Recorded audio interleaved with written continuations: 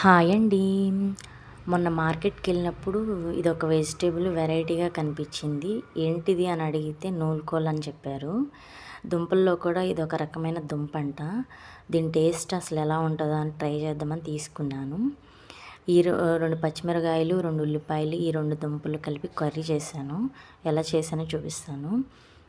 ఇది ముందుగా పీలప్ చేసుకోవాలి. దీని తోలైతే చాలా మందంగా ఉందన్నమాట. చాకుతో కోసేటప్పుడు చాలా మందంగా వచ్చింది. అందుకని మళ్ళీ పీలర్తో పీల్ చేశాను. 2 టైమ్స్ పీల్ చేశాను నేను. అలా పీల్ చేసేసుకొని చిన్న చిన్న ముక్కలుగా కట్ చేసుకొని పక్కన పెట్టుకోవాలి. తర్వాత ఒక ప్యాన్ తీసుకొని 1 టేబుల్ స్పూన్ పల్లీలు, కొంచెం కొబ్బరి ముక్కలు, అలాగే 2 టేబుల్ స్పూన్ల నువ్వులు వేసుకొని ద్వారగా ఫ్రై చేసుకోవాలి. అలా ఫ్రై అయిన వాటిని మిక్సీలో వేసి పౌడర్ చేసుకొని పక్కన పెట్టుకోవాలి. స్టవ్ మీద ఒక కడాయి పెట్టుకొని 3 టేబుల్ స్పూన్ల ఆయిల్ వేసి పోపు దినుసులు, కరివేపాకు వేసి ఉల్లిపాయలు, పచ్చిమిర్చి వేసి లైట్గా ఫ్రై అవనివ్వాలి. ఆ ఫ్రై అయిన తర్వాత 1 టేబుల్ స్పూన్ అల్లం వెల్లుల్లి పేస్ట్ వేసి అది పచ్చివాసన పోయేదాకా వేయించుకోవాలి.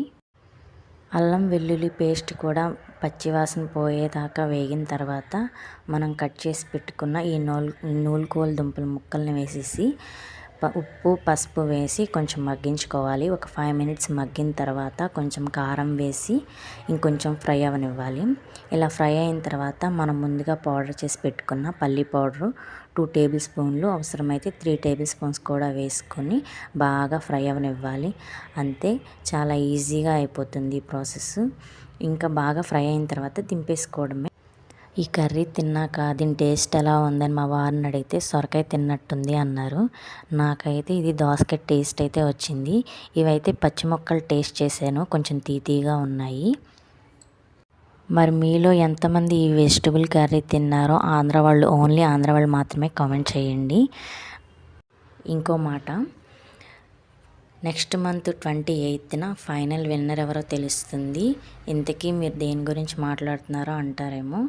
మొన్న సంక్రాంతికి జరిగిన త్రిబుల్ ఏ కాంపిటీషన్ వాళ్ళు పెట్టిన త్రిబుల్ ఏ ముగ్గుల పోటీల్లో నేను కూడా పార్టిసిపేట్ చేశాను. అలాగే మా సిస్టర్ కూడా పార్టిసిపేట్ చేసింది. మేమిద్దరము 1 మంత్ కష్టపడి మొత్తం ఇద్దరి మీద 62 ముగ్గుల దాకా వేసాము.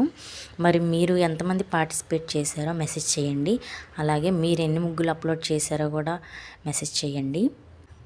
అలాగే ఫైనల్ విన్నర్ ఎవరో నెక్స్ట్ మంత్ 28th, 29th తెలుస్తుంది. అప్పటి వరకు మనం వెయిట్ చేయాల్సిందే. కష్టపడిన దానికి ప్రతిఫలం కంపల్సరీగా వస్తుంది. నేను వేసిన ముగ్గులన్నీ యూట్యూబ్ ఛానల్లో అప్లోడ్ చేస్తున్నాను, చెక్ చేయండి. వీడియో నచ్చితే లైక్ చేసి ఛానల్ సబ్స్క్రైబ్ చేసుకోండి. Bye bye.